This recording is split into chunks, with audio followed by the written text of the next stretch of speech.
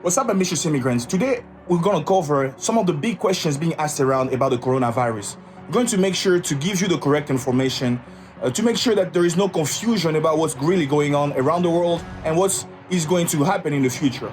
My name is Christian Mutabs, and on this channel, I cover many topics, some having to do with personal development and others having to do with personal finance.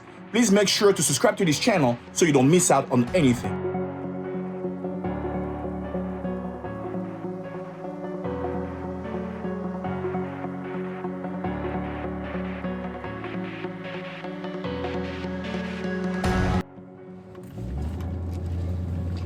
Today is March 22nd, 2020, and I'm going to the grocery stores because the only reason to go out right now, as we all know, is when you're going shopping, when you're going to work, when you're going to the hospital. Other than that, let's really make sure we stay home. So the first question that people have been asking is the coronavirus just like the flu?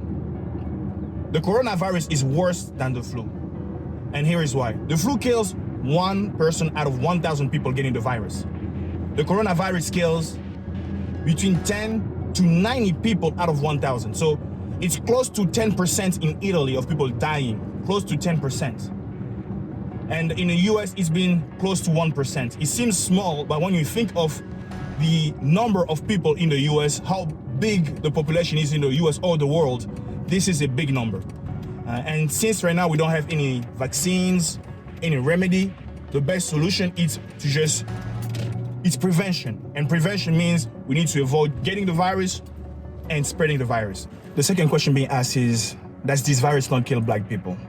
This virus kills everybody. It kills white people, black people. And to me, I'm really concerned about Africa. If we see countries where most of our presidents and leaders in Africa go to get hospitalized in Europe, and sometimes in the US, and if we see the healthcare system here going through difficulties, and especially in Italy where doctors have to choose who lives, who dies, what about Africa? Right now, this virus has just started spreading in Africa, and if you know someone, a family member, please tell them that this virus is hurting everybody. Call them and tell them some of the things that we've been talking about: washing your hands, staying home, social distancing. This thing may take months. It may take close to a year for the pandemic to slow down. We are already in a recession, and what could be worse is a depression. A depression will mean that an economic depression will mean that we can get all the way to 20% unemployment.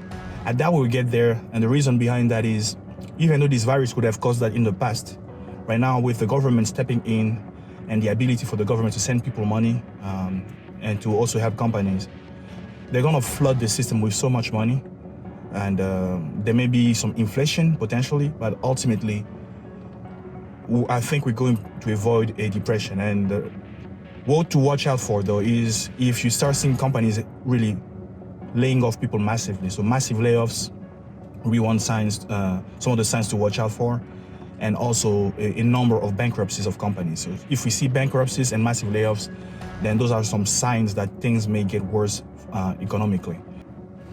Some of the other things you can do to avoid getting the virus is you need to make sure that you know, beyond just washing your hands, beyond, making sure that you stay home, social distancing, not shaking people's hands, you need to make sure when you go to the gas station, it's being spread around a lot in the gas station, because what happens is people go to the gas station and they'll pump gas and then touch their wheels in the car, doorknobs. The virus can stay alive for up to 3 days on certain materials. So the best thing to do is to really have hand sanitizer around, and as you're touching the handle for pumping gas, you sanitize your hands before and after. So my advice is to really walk around with hand sanitizers, and to make sure that you apply that not just when you see people, but just make sure that anything that anybody else has touched could have the virus. And the virus can stay there and operate for up to 3 days. So let's make sure that the doorknobs at home, everywhere we can, to reduce the number of viruses being transmitted, let's make sure that we don't just avoid, contact, with people, but we also avoid contacts with materials that people have been in contact with. This is not the end of the world. We've been through this before. And the thing is, we're going to find a solution the government is working actively, everybody's working actively. And our hope is that people will just make sure to not spread this virus any further by staying home. But we've been through worse, and as a nation, as humans, we've been through worse. In 1912, there was something that was worse than this that killed millions of people, millions, like 50 million people.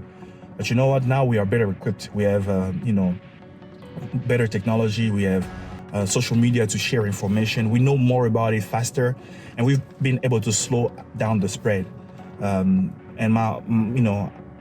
it's one thing to keep in mind is that this has been a time of great reflection, just to be grateful for some of the things we've taken for granted, being able to go out to hang out with friends.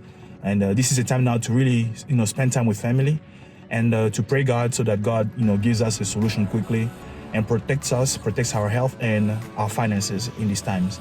Thank you very much for watching, and see you next time.